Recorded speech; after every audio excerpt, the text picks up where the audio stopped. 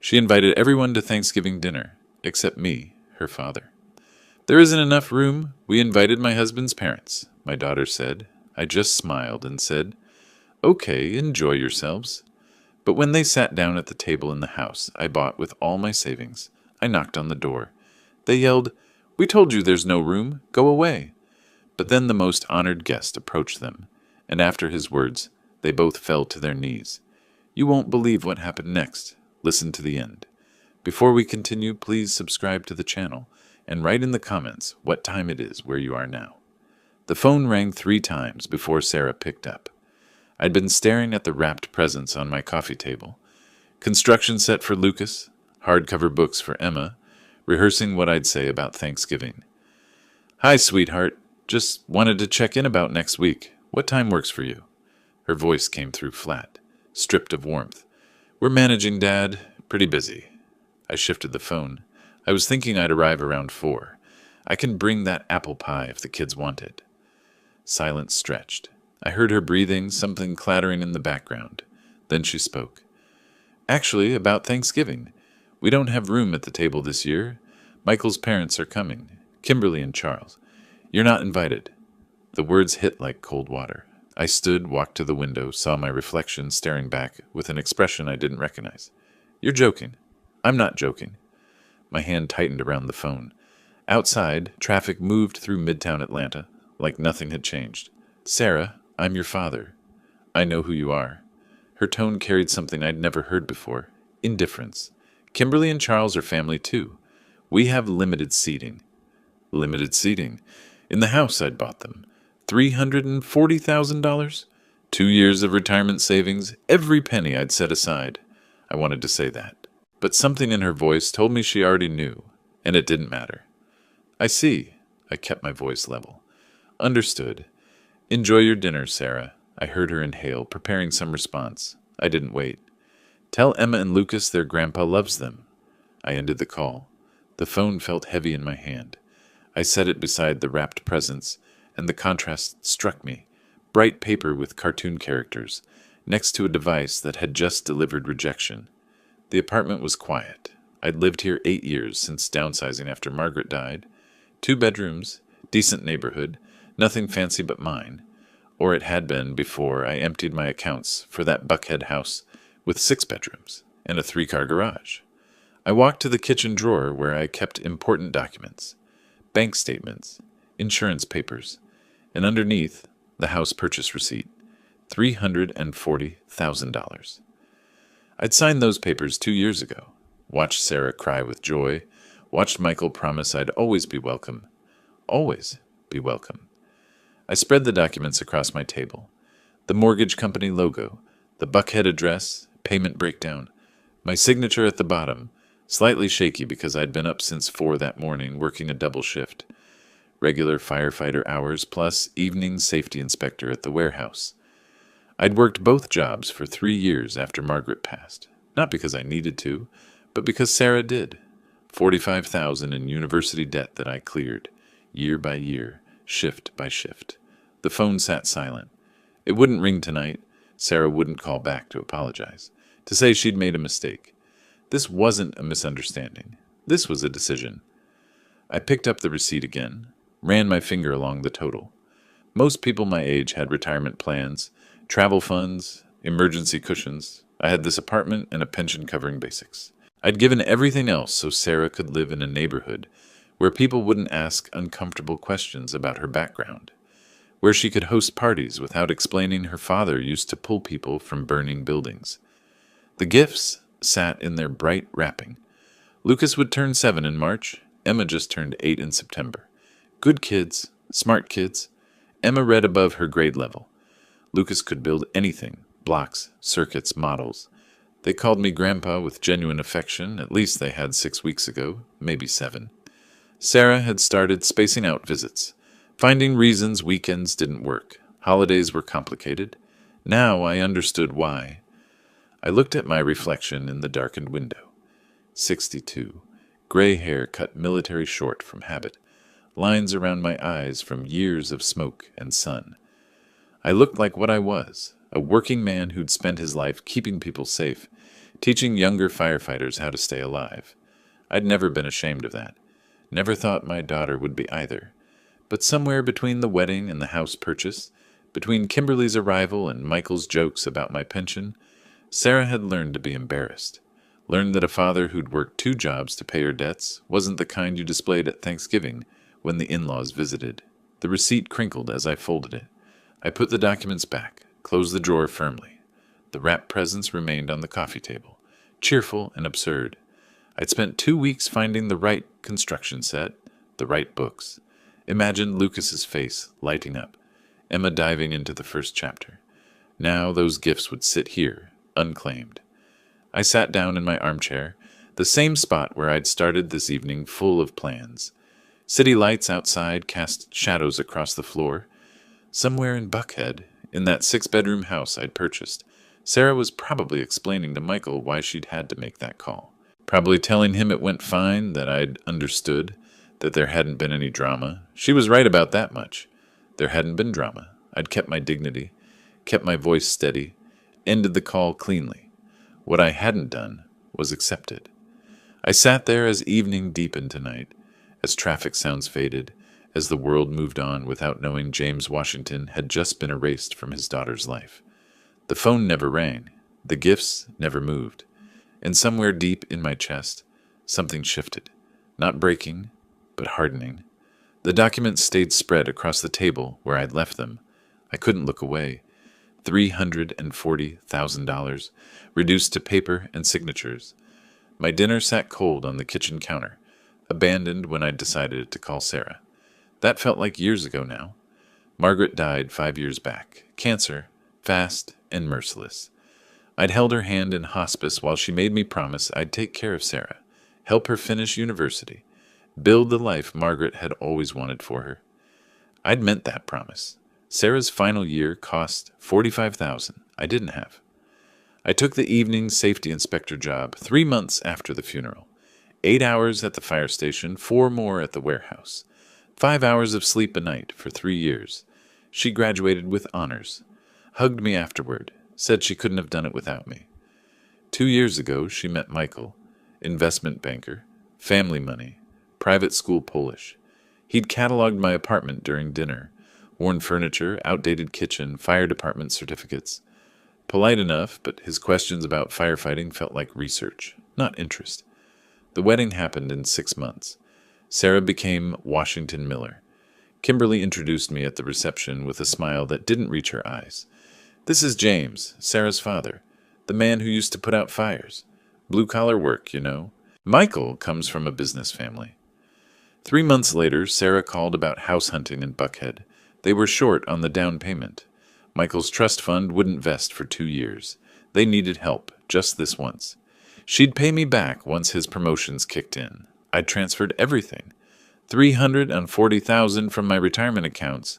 From the emergency fund I'd promised myself I'd never touch. Nearly everything I had beyond the pension. The house was beautiful. Sarah hugged me in the foyer, said Emma and Lucas would grow up knowing their grandpa made this possible. Michael shook my hand, talked about family looking out for family. That was 2 years ago. By Christmas, things shifted. Kimberly hosted gatherings, and my invitations came late, like afterthoughts. Michael joked about my pension at dinners, how he spent more on client meals than I'd earned in a month. Sarah laughed along, touched his arm, changed subjects. Last year, she asked me not to come to her office party. Her colleagues were corporate types. They wouldn't understand my background. Complicated to explain. Better if I stayed home. I'd stayed home. Told myself she was adjusting to a new world, that she'd remember where she came from. I stood up, chair scraping. Midnight approached. In the bedroom, I lay fully clothed, staring at the ceiling. Sleep wouldn't come. Each time I closed my eyes, I saw Sarah transforming, from the child running into my arms, to the graduate at commencement, to the stranger saying there was no room at the table. At 5 a.m, I gave up, made coffee, let the routine bring calm. The gifts sat where I'd left them. I picked up each one, felt their weight. Good construction set, hardcover books that would last. Emma and Lucas deserved these. I found a notepad, wrote the Buckhead address, though I had it memorized. Wrote the dinner time, 4 o'clock traditionally. Then, For Emma and Lucas. Love, Grandpa. I taped the note to the gift bags, set them by the front door. 6 days until Thanksgiving. I looked at the calendar, counted forward. 6 days to decide how this would play. Sarah said I wasn't invited. Didn't say I couldn't come anyway. Didn't say there was no room to knock, to hand my grandchildren their presents, to make sure they knew I hadn't forgotten them. Coffee steamed in my hands. Dawn broke over Midtown, pink and orange against glass towers. Somewhere in Buckhead, Sarah was probably sleeping in that 6-bedroom house. Relieved the uncomfortable call was finished. She was wrong. This wasn't finished. This was starting. I sat with my coffee, watching the sunrise. The gifts waited by the door. The decision was made. In 6 days, I'd drive to that house, knock on that door, see my grandchildren, give them what I'd brought.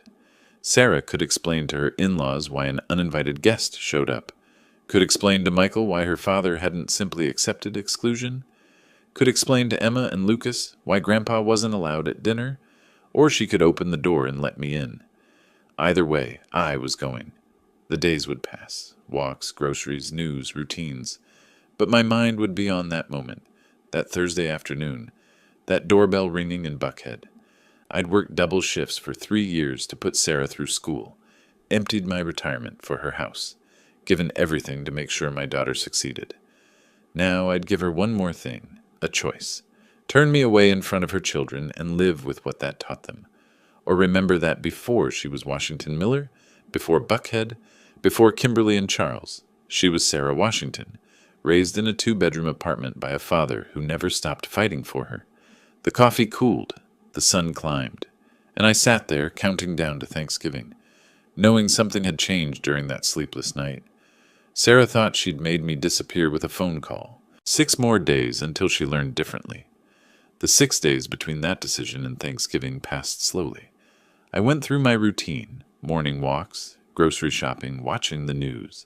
But my mind was always on that moment when I'd knock on their door. Thursday arrived, Thanksgiving Day. I dressed simply, khaki pants, blue button-down, the jacket I'd worn to Margaret's funeral. Nothing fancy. The gift bags sat by my front door where they'd waited all week. At 4 in the afternoon, I picked them up and headed to my car. The drive to Buckhead took 25 minutes. Traffic was light, most people already at their destinations, settled around tables with family. I turned onto Sarah's street, tires crunching over fallen leaves. The houses here belonged in magazines. Manicured lawns, stone facades, attached garages hiding luxury vehicles. I pulled up behind a BMW, then a Mercedes, then a Lexus SUV. Sarah's new friends, the people whose approval she'd traded me for. The house sat perfect in white, black shutters framing tall windows. Through those windows I saw them, candlelight flickering on crystal, women in cocktail dresses, men in blazers. Sarah moved past the dining room entrance, hair styled in some complicated updo, wearing a dress I'd never seen. Emma and Lucas wore matching holiday outfits, red velvet for her, navy suit for him. This was the life I'd purchased, the life I was excluded from. I gathered the gift bags, stepped onto the sidewalk, walked up the stone pathway. Jazz music drifted from inside, mixed with laughter. Someone said something that triggered a burst of amusement. The party was going well. I rang the doorbell. Footsteps approached. The door swung open. Michael stood there in a festive sweater, wine glass in hand, mid-laugh from whatever joke he'd been telling. His expression transformed when he saw me. Surprise, then recognition, then something darker. "What are you doing here?" His voice dropped low, sharp. "We made it crystal clear. No room. Leave. Now. Before I make this embarrassing for everyone." I held up the gift bags, kept my voice quiet. "I just want to give these to Emma and Lucas. 5 minutes. I'll leave the gifts and go. Put them on the porch and get out of here." Michael stepped forward, blocking the doorway completely. Over his shoulder, I could see guests turning, curious. "You weren't invited. You're not wanted. Don't make me call the cops for trespassing." I stood my ground, didn't raise my voice. "They're your children, Michael, but they're also my grandchildren." He moved closer, aggressive, trying to use his height advantage. "This is my house. James?" A voice from behind Michael, tentative but growing stronger.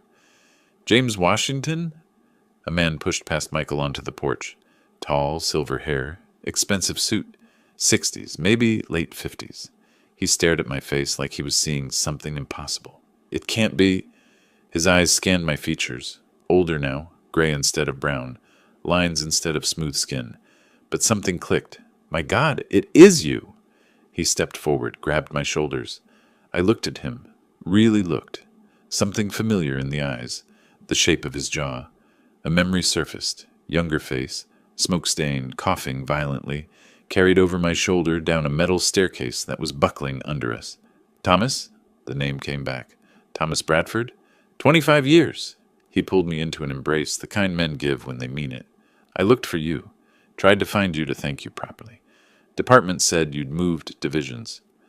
Michael stood frozen in the doorway, his face losing color. Thomas turned, one hand still on my shoulder, addressing Michael with the kind of authority people don't question. This is James Washington. He saved my life 25 years ago. Warehouse fire on Marietta Street, third floor collapse. I owe this man everything. He looked back at me. You're a hero. I was doing my job.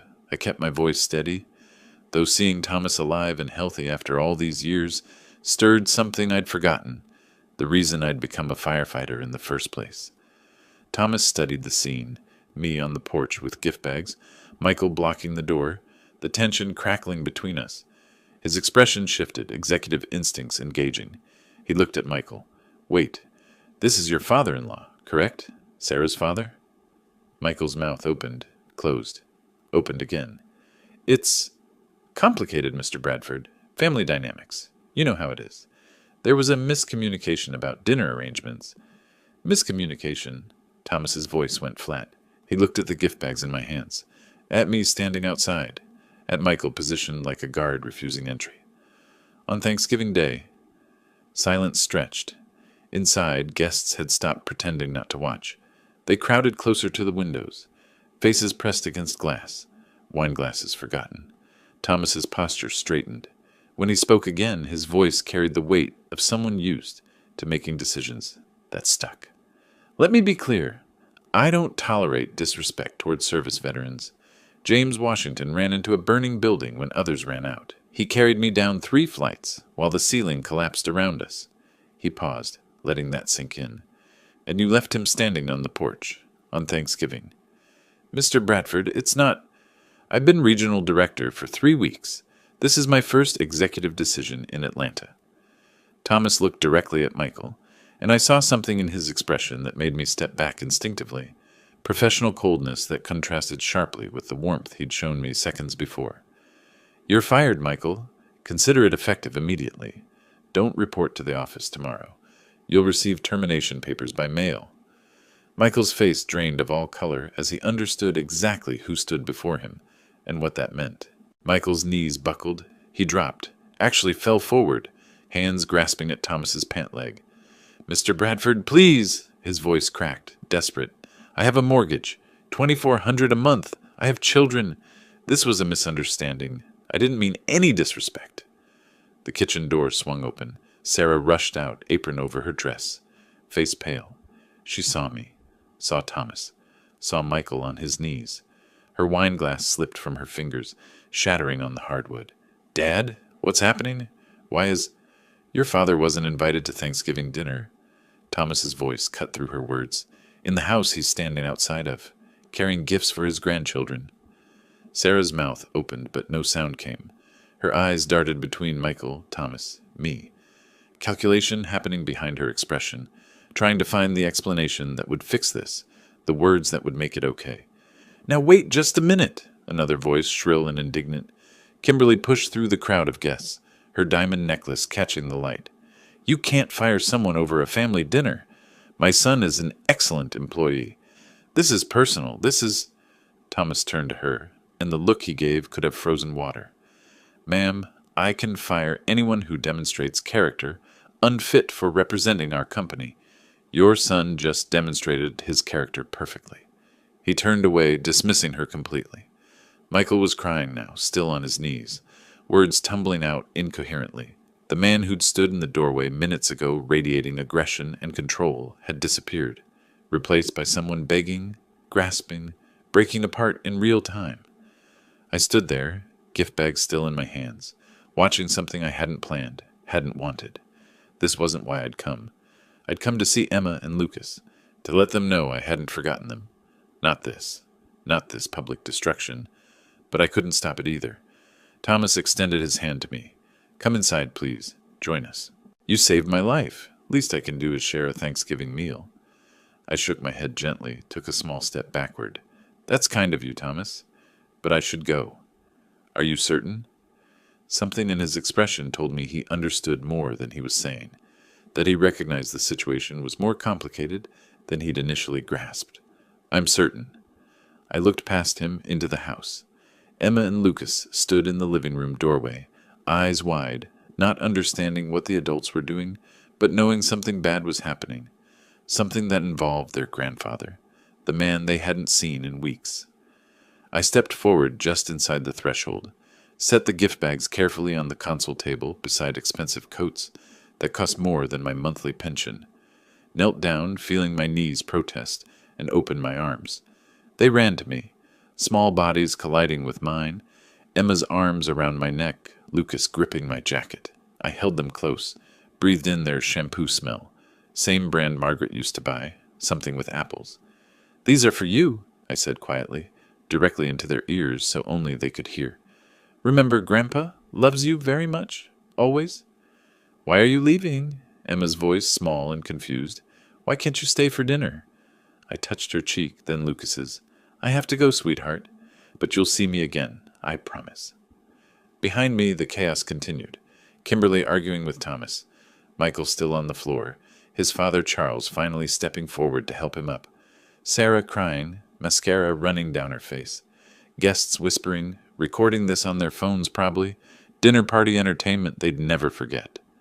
I stood up, the motion taking more effort than I wanted to admit. Nodded once to Thomas. Acknowledgement, gratitude, goodbye. Didn't look at Sarah. Didn't look at Michael. Walked down the porch steps at the same measured pace I'd used coming up them. Dad! Daddy, wait! Sarah's voice behind me, high and breaking. Please, we can fix this. I didn't turn, didn't acknowledge. Just kept walking to my car while her voice continued calling, begging, trying to undo what couldn't be undone. The Honda's door handle felt cold under my fingers. I slid into the driver's seat, closed the door. The sound from the house muffled immediately. Sarah's crying, Kimberly's shrill protests, the murmur of shocked guests. Through the windshield, I could see them.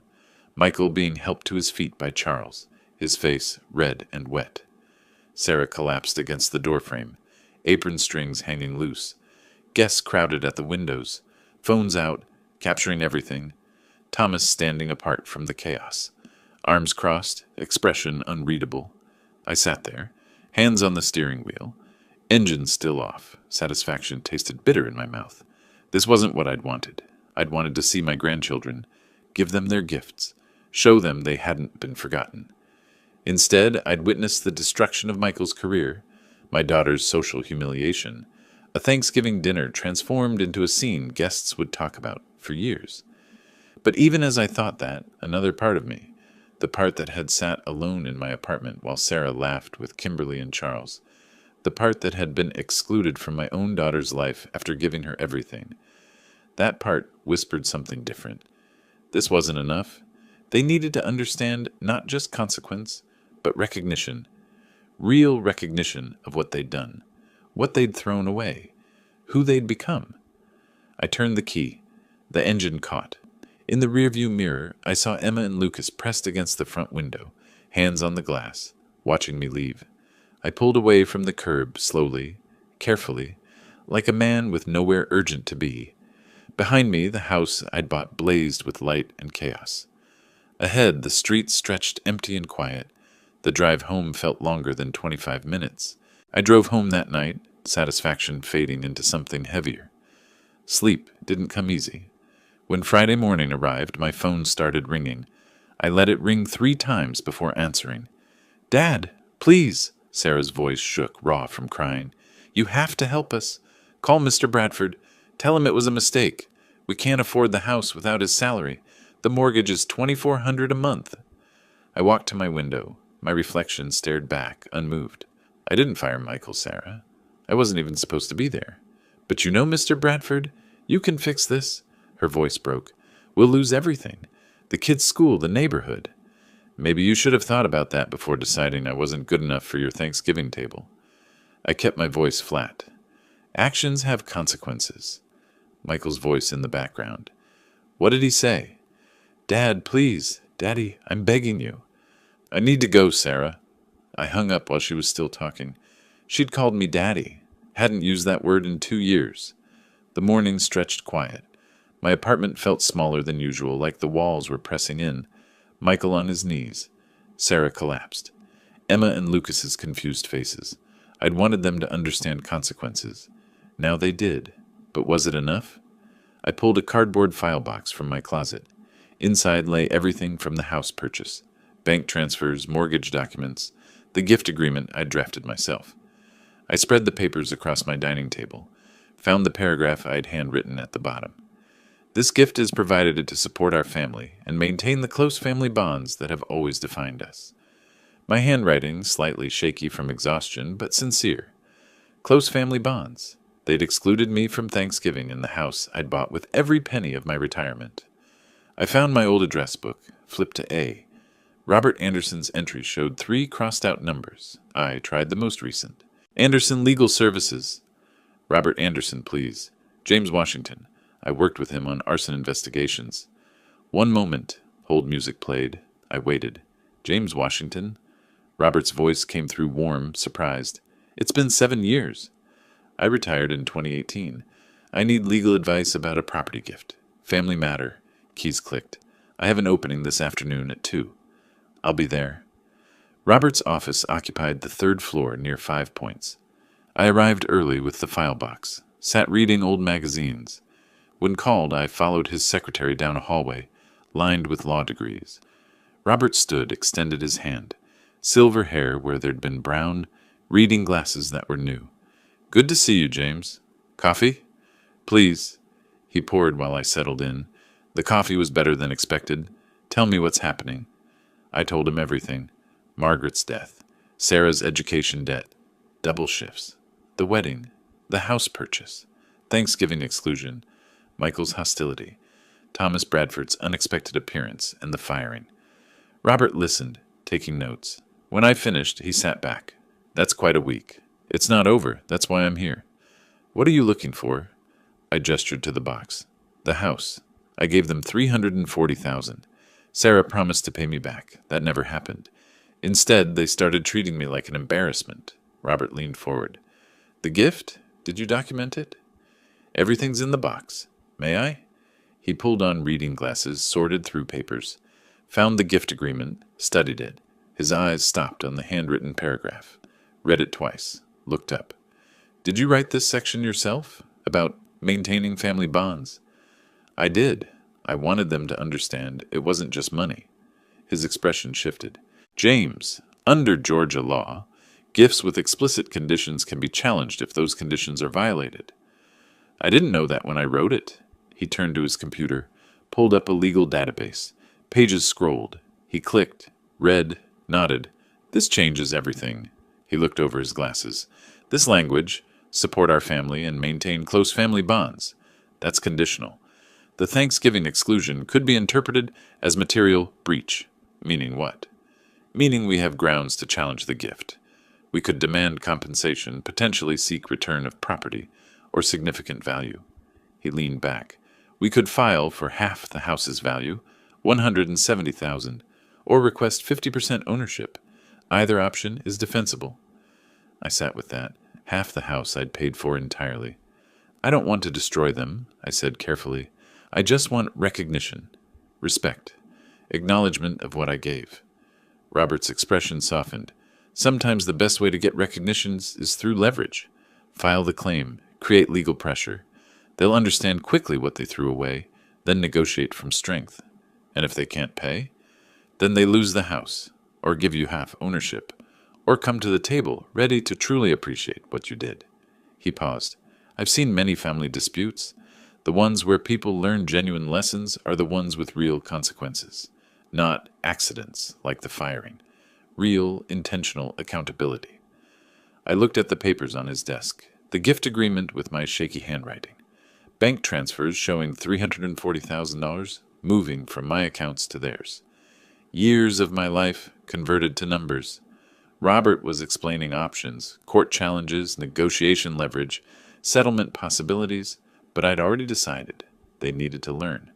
The papers would be filed by Monday. Robert worked over the weekend preparing the documents. I waited, checked my phone constantly for his confirmation text. It came Monday evening. Letter sent via certified mail. They'll have it by Wednesday morning. Tuesday crawled. I pretended to read, watched television without seeing it, made meals I barely tasted. Wednesday morning I woke early, made coffee, sat on my couch with my phone beside me. The text arrived at 10:15. Delivered and signed for. Michael Miller accepted at 9:47 a.m., standing by for next steps. I set the phone down, made fresh coffee, waited. They didn't call immediately. Smart, they were consulting their own lawyer first, trying to understand what they were facing. I spent the day imagining their reactions. Michael reading the legal letter, hands shaking. Sarah crying. Frantic calls to attorneys. Desperate calculations of their financial situation. Thursday morning, I contacted the mortgage bank, asked for the loan officer handling their account, explained professionally that there was a legal dispute regarding property ownership that might affect the title, provided Robert's contact information for verification. The loan officer thanked me for bringing it to their attention, said bank policy required notifying borrowers when litigation affected collateral, said they might need additional security. I hung up, feeling that familiar satisfaction mixed with something heavier, real-world consequences unfolding in real time. That afternoon, I searched Michael's name online, found a professional forum for logistics managers where someone mentioned that guy who got fired on Thanksgiving for disrespecting a veteran. The post had 17 comments, most expressing shock, some sharing the story further.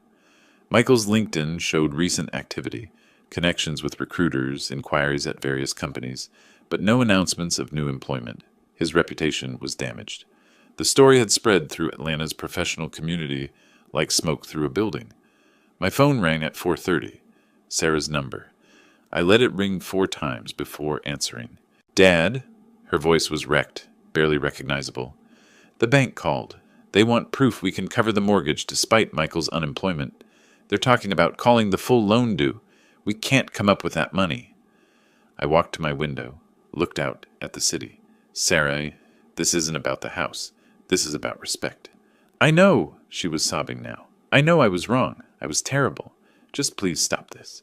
Tell the bank it's a mistake. Call off your lawyer. I'm willing to discuss this. But first, I need to see that you truly understand what you did. Not just that you're scared now. Real understanding." "We understand. We do. Michael's been looking for work everywhere. Nobody will hire him. The story's everywhere. Our lawyer says you have grounds for the claim. We could actually lose the house." Her words tumbled over each other, desperate and frantic. "Emma asks about you every day. She doesn't understand why Grandpa left. Lucas cries at night." That hit harder than I expected. Emma and Lucas. They were innocent in this, but Sarah had created this situation, not me. She'd chosen to exclude me, to treat me like I wasn't good enough, to break those family bonds while living in the house I'd bought. "Tell me what you understand," I said quietly. "Not what you're afraid of. What you actually understand about how you treated me." Silence. Then Michael's voice in the background, loud and breaking. "Tell him we'll do whatever he wants. Apologize. Visit every week. Whatever. Just make this stop." Something crashed. Glass breaking. Michael's emotional breakdown audible even through the phone. "Dad, please." Sarah's voice dropped to a whisper. "I'm begging you. We're drowning here. Michael hasn't slept in 3 days. The kids hear us fighting. I see what we did to you now. I see it. We made you feel like you weren't family, like you weren't good enough, after everything you gave us." "That's right," I said. "After everything. The money was just money, Sarah. It was what it represented. I emptied my retirement so you could have that house, so Emma and Lucas could grow up in a good neighborhood, so you could have the life your mother and I always wanted for you. I know. She was crying so hard she could barely speak. I know, Dad. I'm so sorry. Sorry because you're scared, or sorry because you understand? Both. Both. I was ashamed of you, and I shouldn't have been. You're my father. You worked 2 jobs to put me through school. You gave us everything. Her voice cracked completely. And I treated you like you were embarrassing, like you weren't worth a seat at my table. I'm sorry. I'm so sorry.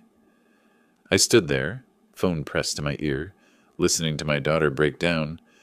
Part of me wanted to tell her it was okay, that I'd call Robert and stop everything. Part of me remembered sitting alone in my apartment on Thanksgiving while she laughed with Kimberly and Charles in the house I'd bought. Sarah, I need time to think about what I'm willing to accept. What would actually make this right? Anything. Dad, anything.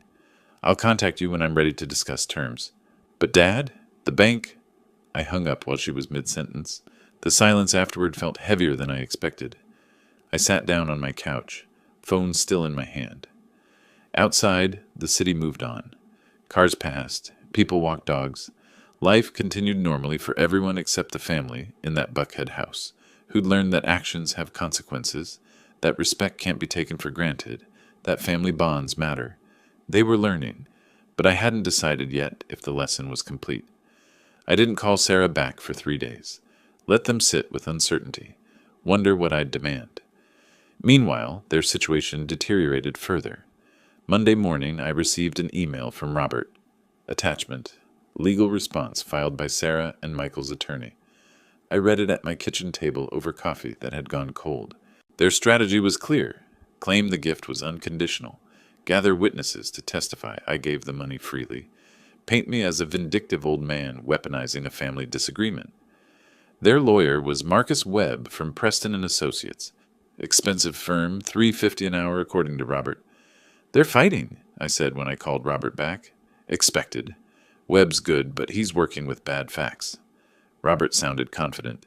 I'm requesting discovery on their communications. If there's anything in writing showing you expected ongoing family connection, we'll find it. 2 days later, Robert called again. This time, his voice carried excitement. James, I found it. Sarah's text messages from March 2024. Listen to this. Papers rustled. To her friend Jennifer, Dad gave us the house money but constantly reminds us. He wants more attention. It's exhausting being grateful forever. I sat down slowly. She wrote that? 2 years ago she already felt that way? She literally admits you expected something in return. Family connection. That's a condition, James. Webb can argue all he wants, but this text proves it. I stared out my window. I wasn't asking for much, Robert. Just to be part of their lives. I know. That's what makes this so strong legally. You wanted the basics. Respect, inclusion. They couldn't even manage that. While their legal strategy crumbled, Michael's situation collapsed. I learned through Robert's investigator that Southern Supply Chain Solutions was refusing to provide any reference.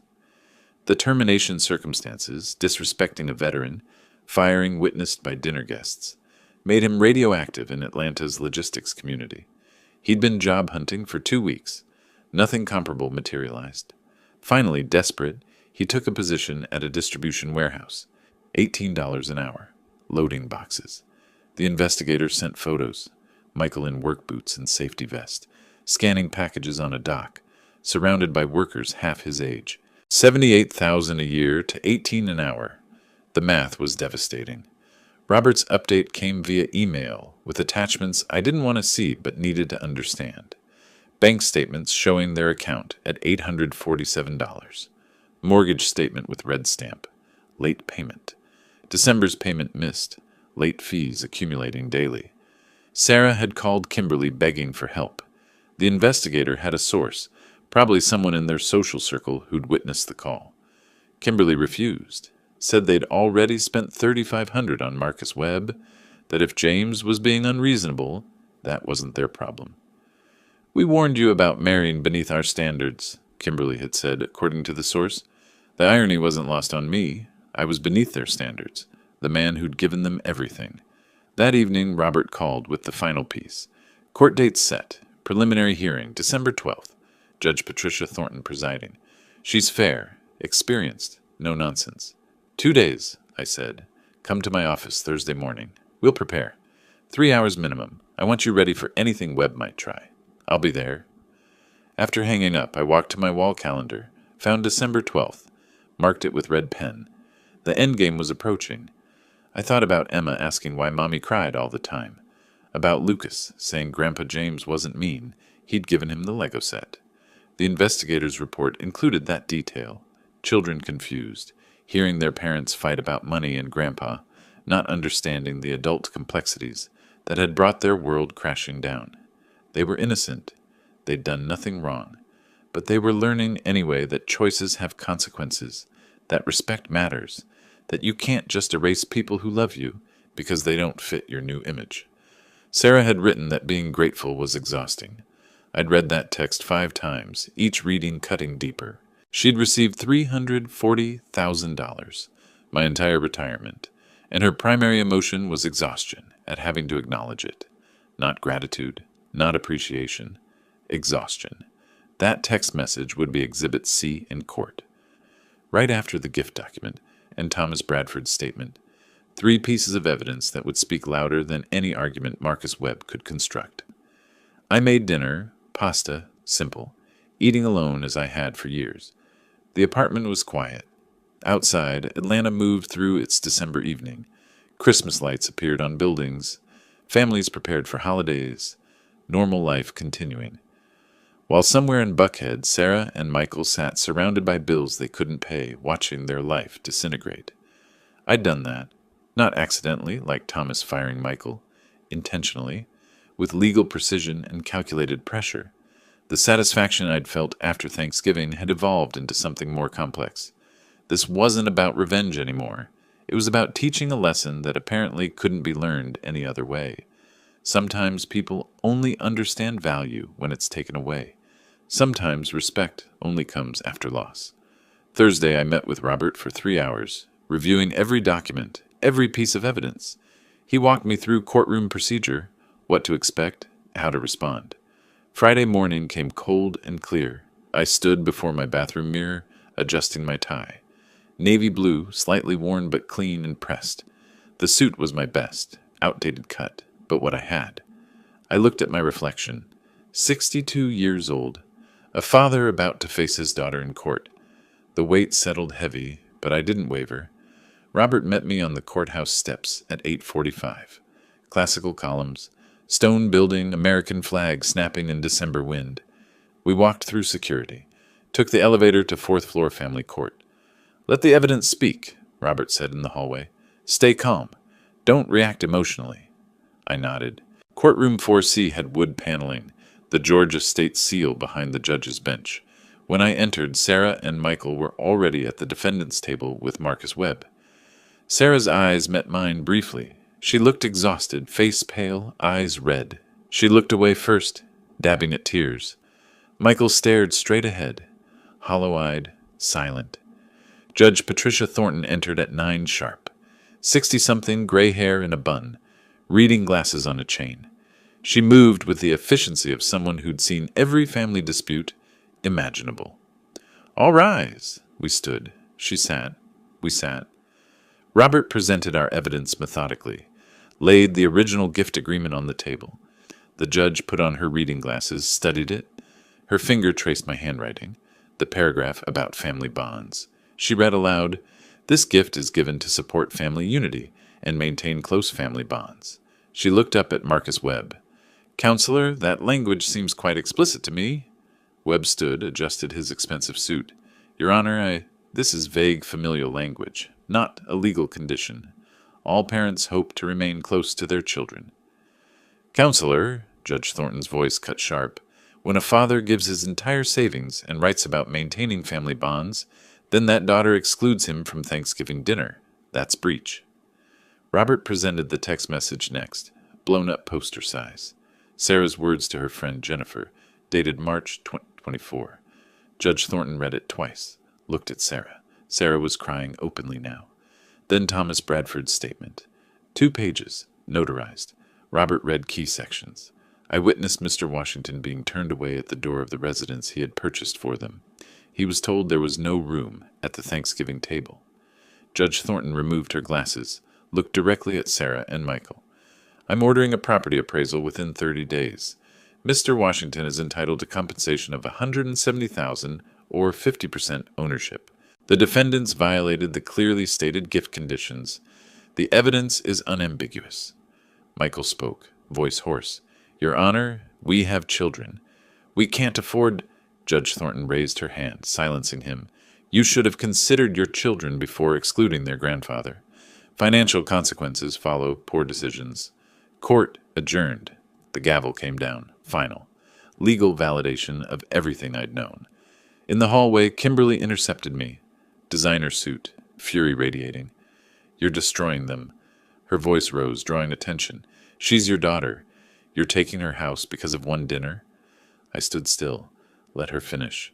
When her voice dropped, I spoke quietly. I just wanted to be part of the family, Kimberly. You convinced Sarah I wasn't good enough. You turned my daughter into someone I don't recognize. This isn't about the house. You're cruel. I gave them everything. They gave me nothing. Not even respect. Sarah emerged from the courtroom then. Saw us. Something broke completely. She collapsed against the marble wall. Couldn't catch her breath. Mascara running. Dad. Daddy. Please.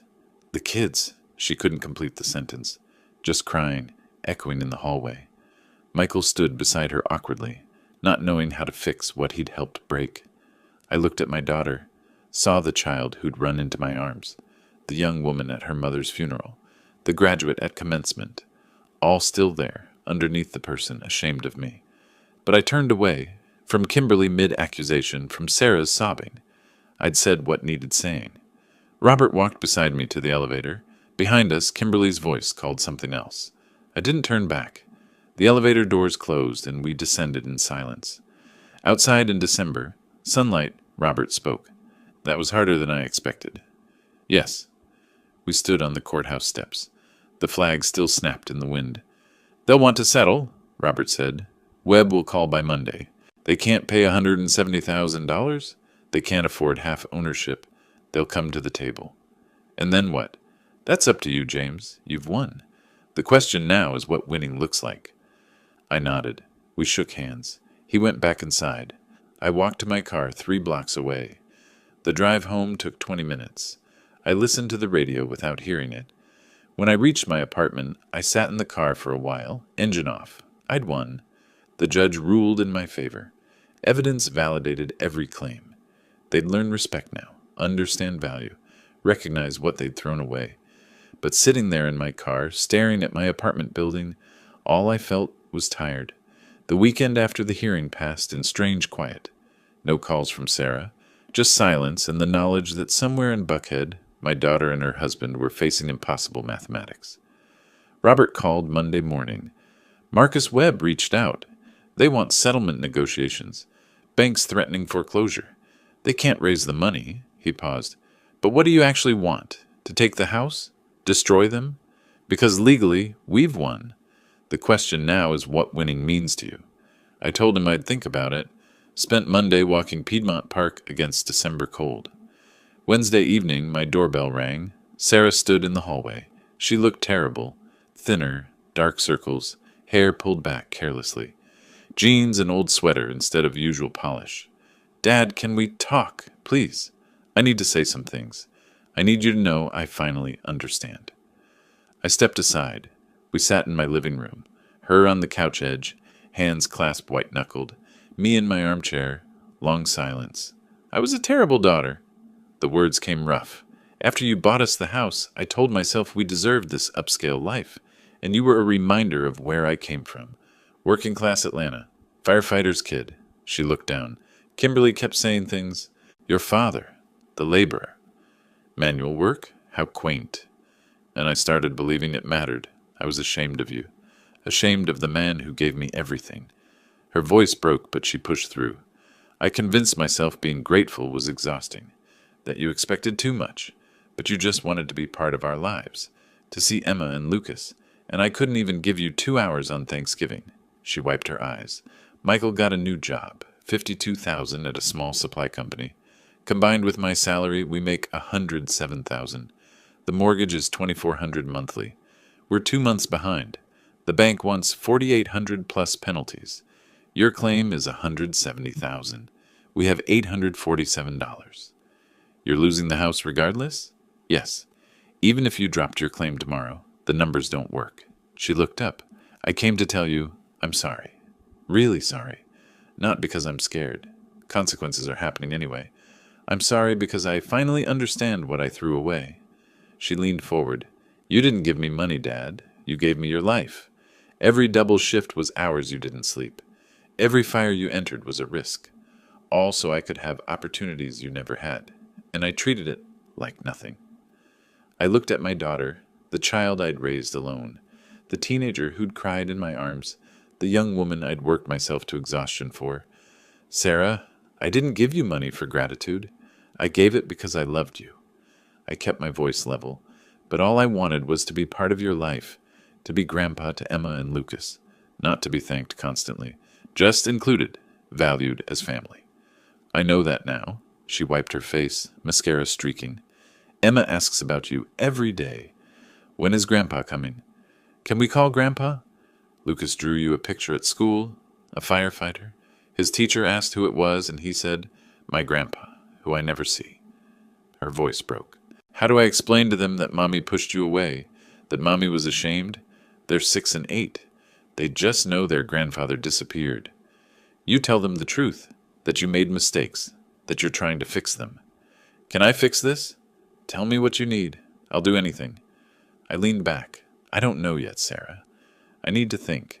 This isn't about punishing you anymore. But I can't pretend nothing happened. You cut me out. I have to decide if I can let you back in. She nodded, accepted uncertainty, stood to leave. At the door, she paused.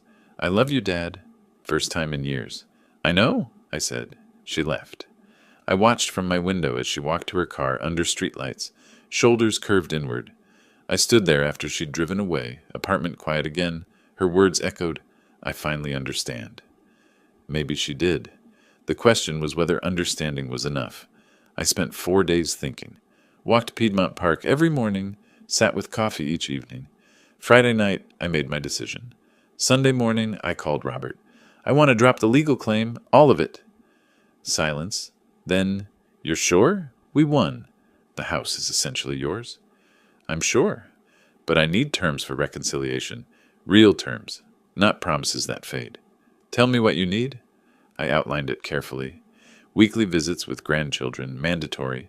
Inclusion in all family occasions, no exceptions. Public acknowledgement to everyone who'd witnessed my exclusion that they'd been wrong. Robert listened, agreed to formalize it. Monday, I texted Sarah. First text in months. Family meeting. Tuesday, 3 p.m. Midtown Caf on Peachtree. Bring Michael. Bring Kimberly. I've made my decision.